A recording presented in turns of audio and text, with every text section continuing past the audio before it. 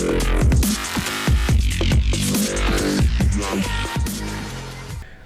balik lagi di MyCast, Mayora Podcast, tempat di mana Anda dapat belajar kapanpun, dimanapun, tentunya dengan orang-orang yang ahli di bidangnya. Dan pada episode kali ini, teman-teman semuanya, kita bakal membahas tentang MDP, Mayora Development Program, terutama untuk MDP Sales. Oleh karena itu, sudah diundang orang yang sebenarnya, kalau teman-teman sering ikut Instagramnya Mayora Karir ya, itu udah sering lihat orang ini sebenarnya.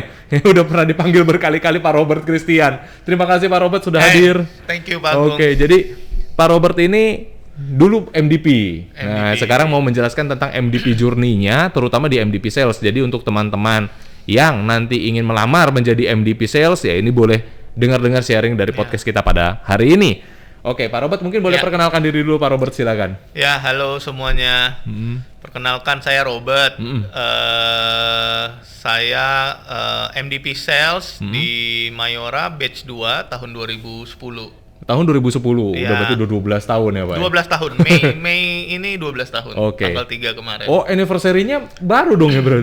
Baru. Oke, Pak Robert dulu MDP, sekarang menjabat sebagai apa Pak? Oh ya, sekarang saya sebagai Group Region Sales Manager ya, untuk area Banten, DKI, Bawang Kampek, dan Kalimantan Barat. Oke, berarti cukup gede. Sampai Kalimantan Barat juga ya Pak ya? Iya, sampai Kalimantan Barat. Oke. Untuk divisi biskuit ya. Untuk divisi biskuit ya? Ya. Oke, Pak Robert, kita bakal cerita banyak nih, mulai dari journey-nya Pak Robert pertama kali sampai akhirnya bisa di posisi seperti ini sekarang. Oke, Pak Robert mungkin boleh ceritain ke kita bagaimana nih Pak proses awal masuknya ketika Pak Robert sebagai MDP itu di prosesnya bagaimana, terus sampai akhirnya lulus itu bagaimana? Mungkin boleh diceritakan ya Pak. Ya, dulu pertama ikut MDP itu ya biasalah ya sebagai fresh graduate gitu. Cari apa yang kira-kira mana bisa terima aja deh gitu. Mana siapin bisa CV, diterima. ikut job fair gitu. Tapi memang kalau saya dari awal, dari kuliah itu pokoknya lulus mikirnya udah, pokoknya nyarinya pasti yang manajemen trainee gitu. Oke, dari awal memang sudah ngincer yang training di setnya ya, dari kampus pun udah ngeset bahwa ya udah carinya manajemen trainee, karena itu kan biasanya kayak proses ya kayak akselerasi kan, proses akselerasi. Jadi udah dibekalin seperti itu. Oke. Jadi ya udah fokus cari yang pokoknya manajemen trainee. Oke, melamarlah ke Mayora. Ngelamar ke Mayora. Jadi kebetulan di prosesnya cukup panjang juga ya waktu itu, ada psikotes, interview HRD, interview user, beberapa kali interview deh gitu. Iya, betul. Sampai akhirnya keterima, berangkat deh tuh. Saya kan dari Bandung saat itu. Keterima, proses ke Mayora Tomang saat itu untuk ikut in class-nya. In class-nya. Oh, berarti tahapannya itu pertama ada in class dulu. In class. Oke. In class itu tapi kita setiap Jumat dan Sabtu, Kamis, Jumat, Sabtu kita in class 3 hari visit. Oh, oke. Jadi selama in class tahap 1 itu di mix, jadi ada yang 3 hari di kelas, 3 hari di lapangannya untuk kita belajar gitu. Itu di in kelas 1-nya? Di in kelas 1-nya 3 hari di kelas, 3 hari di lapangan. Minggu depannya kelas lagi 3 hari, 3 hari di lapangan gitu terus tuh. Sampai kita masuk ke tahap OJT. Oke, itu yang in kelas itu berapa lama waktu itu Pak Robert? Saya udah nggak terlalu ingat, mungkin sekitar 1-2 bulan ya, atau 3 bulan gitu deh. Oke. Baru habis itu setelah bolak-balik kelas lapangan baru OJT. Benar. OJT satunya ngapain tuh Pak Robert? Nah, OJT 1 itu kita lebih belajar tentang salesmanship. Jadi kita OJT sebagai seorang salesman. Di mana kita menempatkan diri sebagai benar-benar seorang salesman, walaupun mungkin bukan yang jalan sendiri, kita tetap tandem dengan salesman eksisnya gitu. Tapi kita benar-benar menjalanin rules-nya dia, mulai dari ikut briefing pagi dengan supervisor, kunjungan rutenya sesuai KPL-nya, kemudian bantu dia collecting, bantu dia hitung duit, pelunasan dan macam-macam gitu. Berarti benar-benar memerankan peran sebagai salesman meskipun tandem dengan salesman existing. Yes, benar. ikut lapangan ke lapangan, ke ke toko-toko, toko-toko. Kalau diomelin, dimarahin diomelin. ya dimarahin. Karena kita ngakunya sebagai salesman kan. Karena ngakunya sebagai salesman. Iya, Iya. ngakunya sebagai salesman baru gitu. Iya, jadi kalau misalnya ada komplain ya kena komplain juga. Kena komplain. Tapi kalau misalnya kena puji ya ada pujian juga Iya, gitu bener. jadinya. Oke, panas kepanasan, hujan Panas kehujanan. ya udah langganan, banjir kebanjiran. Ya itu pengalaman ya Pak ketika jadi Iya, OJT 1 ya. Ada pengalaman apa nih Pak yang menarik ketika lagi di OJT 1? Apa ya? Oh ya biasalah ya, salesman kita belajar yang baiknya, tapi juga ada sisi nakal-nakalnya kan. Oke. Apa namanya? Belajar salesman tuh suka terima orderan, misalnya toko order Roma kelapa 10. Belajar tuh nakal-nakalnya, oh nembak deh jadi 15 gitu.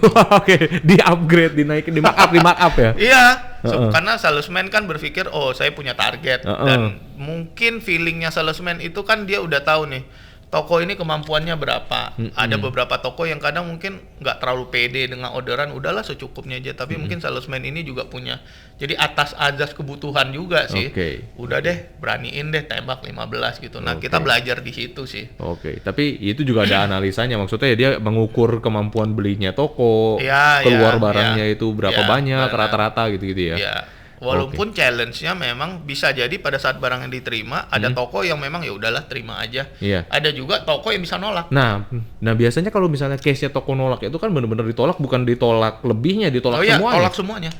Iya kan? Ya biasanya udah supir, atau dulu kita masih pakai subdis ya. Subdisnya mungkin akan telepon salesman-nya untuk ngomong ke tokonya, jangan sampai barangnya ditolak gitu. Oke, jadi dinegoin lagi supaya toko Dinegoin mau terima. lagi, benar.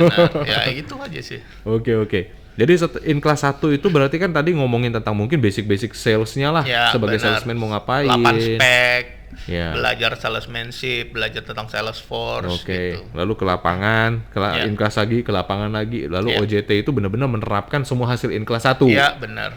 Oke, setelah itu di panel Panel 1. Panel 1. Oke, berarti ya presentasi hasil OJT 1-nya. Iya, Apa sebagai aja? seorang salesman-nya. Apa aja yang dibahas di panel itu tuh, Pak Robert? Ya, pertama pasti tentang pemahaman kita tentang rules salesmanship lah gitu ya. Bagaimana proses kerja sales yang benar, apa yang kita dapetin. Dan yang indikatornya pasti yang dilihat kan produktivitas ya. Bagaimana pada saat kita menjadi seorang salesman, produktivitas kita baik apa enggak gitu. Oke, ukuran produktivitas baik apa enggak itu yang dilihat dari apanya, Pak Robert? Macam-macam, ada effective call, Oh, dari efektif. item per produk ya, omset. Omset mungkin goals-nya lah ya, tapi Oke. mungkin lebih dilihat pada callnya kita bagaimana, kunjungan per harinya. Kemudian effective call-nya bagaimana, misalnya saat itu kita punya target call 25. Di compare misalnya pada saat salesman ini jalan sendiri, dia berapa sih dapatnya di rute Oke. itu. Nah, pada saat dengan kita seperti apa gitu, effective Oke. call-nya, efektif apa IPT-nya gitu. Oke. Nah, ini bagi teman-teman yang baru mau join mungkin bingung dengan istilah ini, Ah, biar saya iya. jelaskan. Jadi call itu kunjungan, ya kan? Jadi efektivitas dari kunjungan. Jadi kayak misalnya nih biasanya si salesman hari ini kunjungan harusnya 30 toko. 30 toko. Rata-rata, tapi ternyata sebelum saya ikut dia cuma ngunjungin 25 toko. 5 toko sisanya nggak dikunjungin misalnya. Iya. Nah, semenjak Pak Robert ikut jadi misalnya jadi 30-30-nya dikunjungin. Nah, tadi ada effective call, itu adalah kunjungan yang terjadi transaksi. Iya. Ya kan? Jadi misalnya dari 30 toko yang dikunjungin, 20-nya melakukan transaksi sebelum sama Pak Robert. Tapi setelah sama Pak Robert, 30-30-nya jadi effective call. Semuanya terjadi transaksi. Sama tadi ada yang item per transaksi, yaitu jumlah item yang diambil sama toko sih. Ya, Gitu ya. Jumlah item yang diambil sama toko, variannya berapa banyak, itu yang diukur. Oke. Pak Robert, itu tadi dari panel satunya. Ya. Begitu selesai panel 1, itu berarti kan ada lulus dan nggak lulus. Ya. Kalau nggak lulus langsung dipulangin. Langsung pulang. Oke, kalau lulus lanjut ke in class 2. Kelas 2 ya. Oke, ada in class 2-nya. In class 2-nya nih membahas apa? In kelas 2 itu kita lebih banyak belajar tentang sistem ya. Tentang sistem. Iya, Oke. sistem kita, tentang sistem support ya. Oke, Saat sistem itu support. kita masih gunain Sila, mungkin sekarang iya, Matrix udah namanya. Matrix. Ya. belajar tentang sila itu atau metrik, kemudian belajar tentang forecast, belajar tentang ya skill-skill di Excel ya, skill si VLOOKUP, pivot dan yang lain-lain. Karena bagaimanapun kan itu kita butuhin untuk mempermudah dan mempercepat kerjanya kita nanti pada saat jadi sales supervisor ya. Berarti lebih banyak belajar tentang brand-brand lebih detail dengan marketingnya seperti itu sih. Berarti di situ lebih banyak ngomongin tentang data, bagaimana cara menganalisanya, menggunakannya. Iya, jadi report-report apa aja sih sebagai seorang SS yang biasanya digunain gitu. Nah, bagaimana cara bacanya gitu ya? Ya, bagaimana cara bacanya, bagaimana cara analisanya, datanya ini angkanya munculnya dari mana, jadi belajar tentang logikanya gitu. Jadi dari situ lebih kuat tentang data, itu akan mempermudah proses kerjanya kita. Iya. Termasuk dalam melakukan forecast tadi. Forecast dan lain-lainnya gitu. Nah, setelah in class selesai ini prosesnya juga sama Pak? 3 hari di kelas, 3 hari di lapangan atau? Kalau yang in class kedua itu lebih full ya. Full langsung di kelas, tapi waktunya lebih pendek, itu hanya 1 bulan ya. Yang ke lapangan lagi itu berarti udah hitungannya OJT 2 lah ya? OJT 2 itu berarti acting sebagai? Sales supervisor. Saat itu mungkin kita nyebutnya HOA kan, head of area. Sekarang sales supervisor. Berarti berperan sebagai sales supervisornya langsung. Berarti apakah di situ langsung menghandle satu area atau tetap ada SS existing ya Pak Robert? Tetap ada SS existing, tapi kita tuh dikasih misalnya ada salesman-nya 5, kita tuh 2 nih menjadi tanggung jawab yang spesifik jadi tugasnya kita. Bagi jatah gitu lah ya. Bagi jatah gitu. Jadi misalnya ada 5 tadi yang dipegang sama SS existing. Ya. 3 dipegang sama SS existing, 2 dipegang sama kita. Iya, seperti itu. Tapi tetap under pengawasan SS existing. Iya, kita tetap report ke SS existing-nya gitu. Tetap report kalau misalnya ada sesuatu atau misalnya dalam pengambilan keputusan pun harus tetap dari tetap SS. harus ada persetujuan dengan sales supervisor setempat. Tapi ngide tetap boleh dong. Saya punya ide begini-gini nih. Boleh sekali gitu. Berarti 2 orang ini ibaratnya sudah menjadi tanggung jawab kita. Termasuk area tersebut kalau mau kita improve apa ya boleh aja, tapi tetap harus discuss dengan SS-nya. SS existing-nya. Ada kejadian yang tidak terlupakan nggak Pak ketika lagi jadi OJT 2 nih sebagai SS? Nah, OJT 2 saya tuh cukup menarik sebenarnya. Jadi di mana Pak waktu itu Pak? Yang pertama saya tuh OJT 2 di 2 tempat. Loh? Di dua tempat. Jadi 1 bulan pertama itu saya OJT pertama dulu di Serang. Di Serang? Iya, waktu itu kita masih subdis tuh. Bahkan nama subdisnya aja saya masih ingat tuh, Tingkiling ya. Iya. Jadi OJT di sana sebulan, tiba-tiba di call, dipindah. Dipindah ke Serpong. Jadi ceritanya saat itu kita baru mencoba ya. Kalau sekarang kan kita punya direct distribution namanya CNS. Kalau dulu kita juga punya pada tahun 2010 itu ada namanya NR, Niaga Tama Retailindo. Nah, itu pertama kali kita coba bikin NR. Jadi saat itu saya diminta pindah ke NR karena itu baru dimulai. Jadi benar-benar first project. First project, di mana saat itu sebenarnya saya handle-nya areanya saat itu untuk OJT di Jakarta Selatan. Tapi Jakarta Selatan ini subdisnya di take over ke NR. NR-nya ini ada di Serpong. Lebih tepatnya di Taman Tekno. Nah, yang menariknya dan itu lagi bulan puasa. Nah, jadi crowded sekali dan NR itu saat itu ya seperti CNS sekarang gabungan beberapa distributor. Jadi crowded, kemudian itu first project, kita banyak banget challenge-nya ya, dan kita ini saat itu nggak punya experience ya, apalagi saya baru join sebagai MDP, tapi tiba-tiba di challenge experience men-take over subdis ke NR. Walaupun saat itu masih ada RSM-nya yang membantu kan, tapi secara harian daily operasional kan kita yang langsung berhadapan dengan salesman. Yang menjadi challenge-nya itu saat itu bulan puasa, salesman-nya ini kan harus cover-nya Jakarta Selatan. Katakanlah area Pasar Minggu gitu. Posisi NR-nya ada di Serpong, Taman Tekno. Which is kalau dia berangkat dari Taman Tekno ke Pasar Minggu itu mungkin bisa makan waktu 1,5 jam sampai 2 jam untuk ke lapangan. Iya. Nah, yang jadi challenge-nya adalah salesman-nya ini kan tinggal di Jaksel. Dari Jaksel dia harus pagi ngantor ke Taman Tekno. Dari Taman Tekno briefing sebentar, habis itu langsung jalan. Briefing, ambil tagihan dan lain-lain, langsung jalan lagi ke balik ke Jaksel. Jadi kita udah bisa estimasi itu berangkat 1,5 jam, berangkat ke lapangan 1,5 jam, udah 3 jam. Sore dia harus balik lagi kan, selesai dari lapangan dia balik lagi tuh ke NR-nya Taman Tekno untuk tadi. nyetor duit. Beres nyetor duit udah malam, dia harus balik lagi ke rumah. Jadi itu challenge-nya adalah banyak salesman yang akhirnya berguguran. Ditambah itu bulan puasa kan. Iya. Oke. Banyak sales yang puasa ya akhirnya nyerah. Nah, itu challenge-nya pertama tuh. Iya, oke. Walaupun di sana juga ada assisting, dan di situ saya juga banyak belajar gitu gimana caranya kita jadi leader, ngerangkul salesman, ngerangkul tim, bagaimana kita belajar ya mencari solusi gitu. Karena kalau salesman-nya ini turnover-nya tinggi pasti berdampak juga ke performance-nya kita. Pasti. Nah, Produktivitinya akan terganggu. Jadi bagaimana kita tuh coba meyakinkan tim bahwa kita ini juga berusaha mencarikan solusi ke manajemen gitu. Jadi ngerangkul tim bahwa ya udah yuk kita jalanin sama-sama gitu. Karena saya pun ikut misalnya TC dengan mereka gitu ya. Itu juga lumayan berasa ya, naik motor pulang pergi seperti itu. Jadi kita nunjukin bahwa kita juga berempati gitu sama mereka. Nah, jadi mereka juga ngehargain gitu kita. Iya.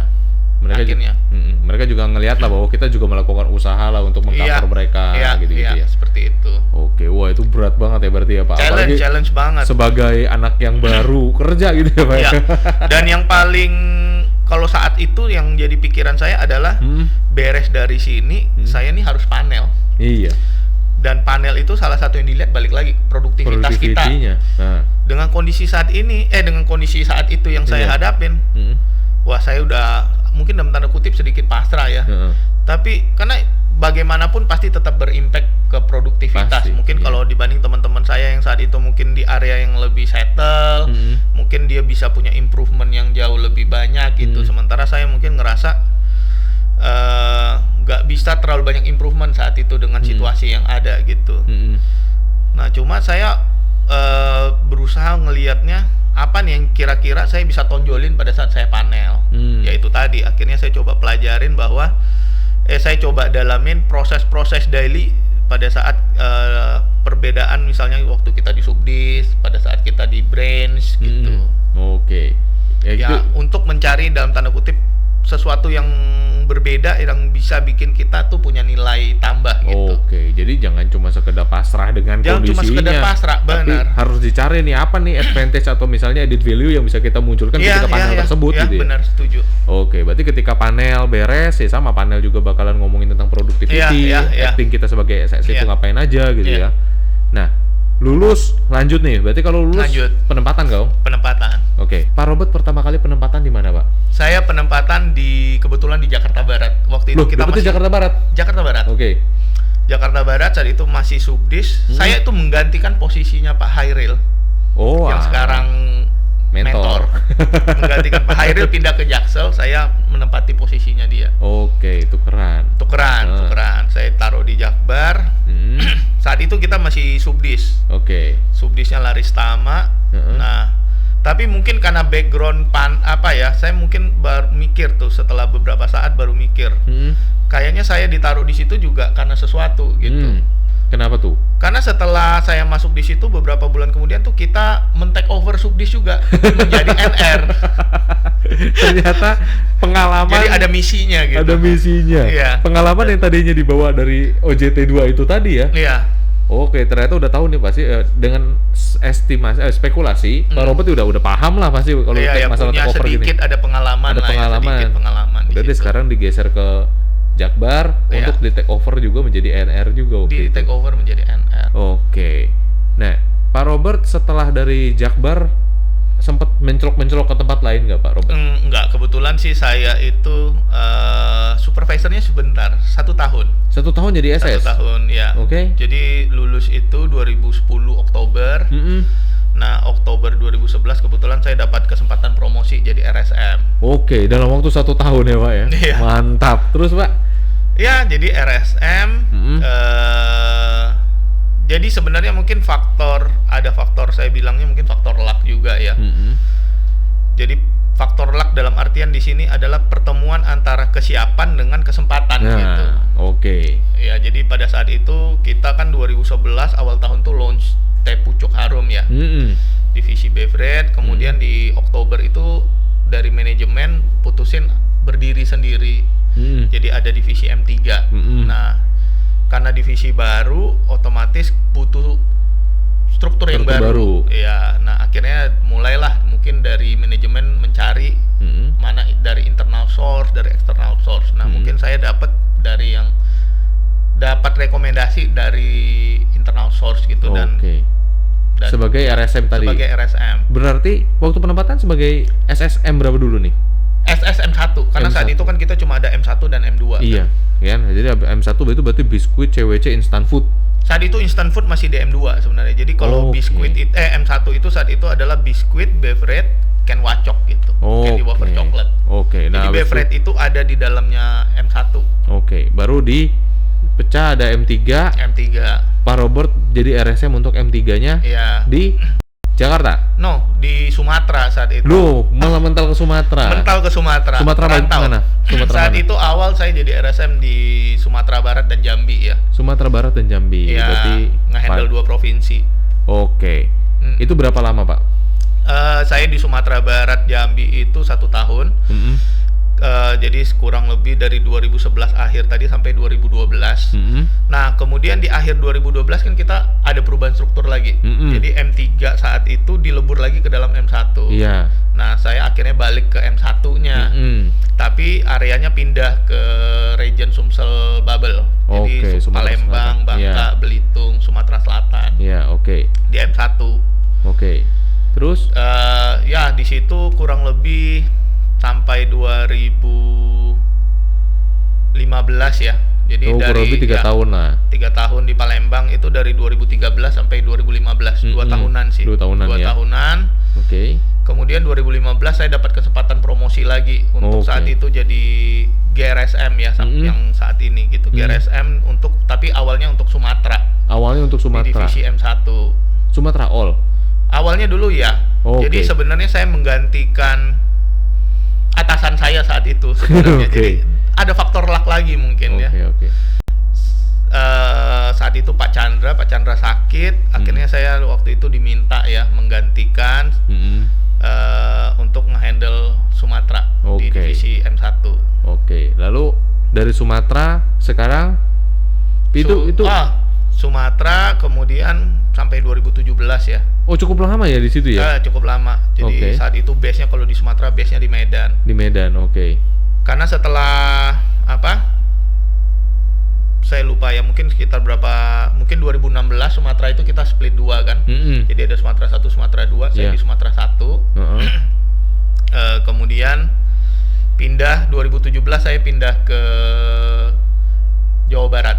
Pindah ke daerah Jawa Barat. Base-nya di Bandung. Ya. Itu berapa lama Pak Robert? Di Jawa Barat mungkin kurang lebih sekitar 8 bulan deh ya. 8 bulanan. Iya, karena kita saat itu juga ada misi khusus gitu. Iya. Baru sekarang pindah dari Bandung itu baru pindah ke Jakarta? Iya, baru pindah ke Jakarta. Berarti sekarang pegang tadi Jabodetabek. Ya. Terus Jatabek lah ya, karena Depoknya itu masuk Jawa Barat. Bogornya tetap masuk Jawa Barat. Berarti Jatabek. Ya. Terus Jakarta, DKI, Banten, sama Bawang Kampek plus Kalbar. Itu udah berapa lama berarti Pak Robert? Berarti dari akhir 2018 tadi ya. Akhir 2018 sampai sekarang. Ya, sampai sekarang.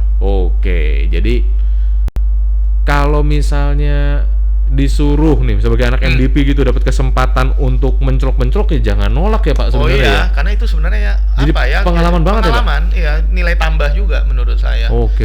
Karena setiap area itu kita bilang antara Jawa Barat, Jakarta itu aja udah totally berbeda marketnya, cara dagangnya juga berbeda, challenge-nya berbeda. Justru apalagi kalau kita bicaranya luar pulau gitu, Sumatera, Kalimantan, beda sekali. Tipikal outletnya berbeda, tipikal orangnya berbeda. handlingnya juga beda. Handlingnya jadinya. berbeda.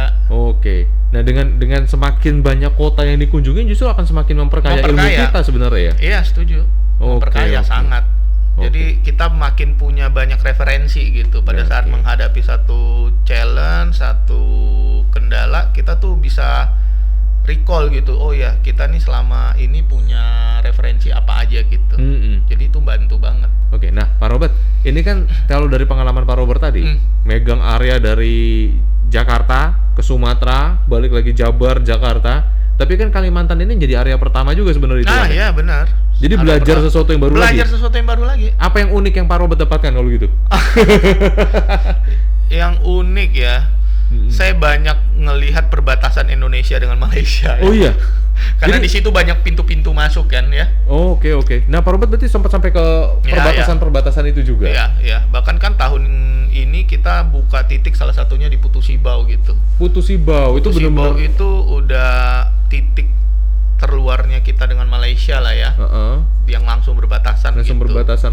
Oke. Nah, kita juga buka titik tahun ini di sana karena kita ngelihat marketnya juga sangat besar dan potensial gitu. Dan selama ini belum tergarap dengan baik gitu. Oke, sekarang akhirnya dibuka nih Pak titik baru. Buka nih tahun ini. Mantap. Makanya kalau ada anak-anak MDP, saya challenge pegang Putu Sibau. Wah, asik, seru nih.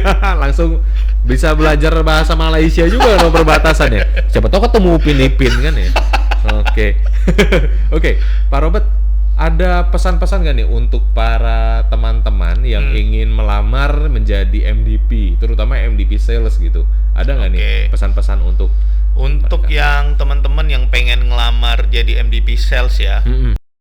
Menurut saya yang perlu jadi concern adalah pada saat kita mutusin kita agree untuk join dalam program MDP-nya Mayora, itu nggak boleh lagi berpikir bahwa kita ini cuma berpikir coba-coba atau ya udah deh, seperti yang awal ya, seperti saya tadi cerita, pada saat kita yang namanya fresh graduate ini kan selalu mikirnya ya udah deh, yang penting dapat dulu deh gitu. Nah, tapi menurut saya pada saat kita pikiran itu hanya boleh ada pada saat kita ngelamar. Tapi pada saat kita sudah proses dan di final decision gitu, oke, saya ikut apa enggak gitu. Nah, itu kita harus benar-benar pikirin. Jadi nggak boleh main-main gitu. Oke, maksudnya karena kalau ketika tanda tangan kontrak itu banget, ya. Iya. Pada saat kita tanda tangan kontrak, ya kita harus benar-benar pegang itu komitmen kita. Gitu. Oke. Jangan sampai pada saat prosesnya nanti kita malah ngerasa kok ini bukan saya banget misalnya, atau ini kok begini banget misalnya gitu. Yang namanya, khususnya saya bicaranya sales ya, namanya sales ini kan memang sesuatu yang kita nggak pernah pelajarin di sekolah ya. Karena ini ilmu yang memang didapat dari apa ya, saya bilang proses gitu ya. Dari proses, dari experience gitu. Jadi bukan sesuatu yang bisa dibilang terlalu textbook gitu. Sangat dinamis gitu. Jadi memang kita butuh komitmen di sana gitu, untuk kita bisa benar-benar menjalanin prosesnya gitu. Oke. Ya memang saking dinamisnya ibarat ombak gitu ya. Tapi ya pinter-pinternya kita ya joget-joget di atas ombak itu gitu ya. Iya, makanya butuh namanya komitmen. Karena komitmen ciptakan ini ya, menurut saya supaya kitanya juga menjalaninya bisa dengan tough, dengan persisten gitu. Karena kalau saat kita udah nggak bisa komit dengan apa yang kita sudah putusin, menurut saya akan jadi prosesnya jadi wasting time aja sih, ngikutin proses MDP-nya. Akan sia-sia aja gitu. Akan sia-sia. Padahal sebenarnya prosesnya ini ya akan menjanjikan juga, cuma sangat menjanjikan ya. Cuma ya kitanya juga mesti balik lagi gimana kitanya yang harus tadi punya komitmen gitu. Ya harus punya komitmen ya. Oke. Pak Robert, terakhir. Itu kan tadi untuk kandidat yang mau melamar jadi MDP. Nah, sekarang untuk teman-teman MDP yang sedang menjalani proses. Nah, ada nggak tips and trick buat mereka nih Pak menjalani proses ini? Sebenarnya nggak ada trik trik khusus ya. Tapi saya nih dari ini menurut saya ya, dari pengalaman saya selama jadi proses MDP, kemudian melihat anak-anak MDP di tim saya gitu ya. Menurut saya begitu kita sudah lulus dari MDP Mayora, 1-2 tahun pertama itu kuncinya tuh. Kuncinya ada di 1-2 tahun pertama. Maksudnya gimana, Pak? Pertama itu menurut saya kunci kita ini mendapat trust dari atasan apa enggak gitu. Kita akan dilihat menonjol apa enggak gitu. Jadi kuncinya di 1-2 tahun pertama ini belajar dari pengalaman saya juga ya. Kemudian dari proses setelah saya menjadi RSM, GRSM kita punya banyak tim yang juga MDP. Nah, menurut saya 1-2 tahun pertama itu kita akan jadi seperti proses judgement gitu. Jadi penting sebenarnya 1-2 tahun pertama itu teman-teman di MDP untuk menunjukkan gitu bahwa mereka ini jauh lebih menonjol dibanding, karena kita ini akan bersaing gitu kan dengan SS-nya existing, kemudian dengan eksternal rekrutmen gitu. Yang which is mereka akan punya nilai tambah experience kan. Iya, betul. Gitu.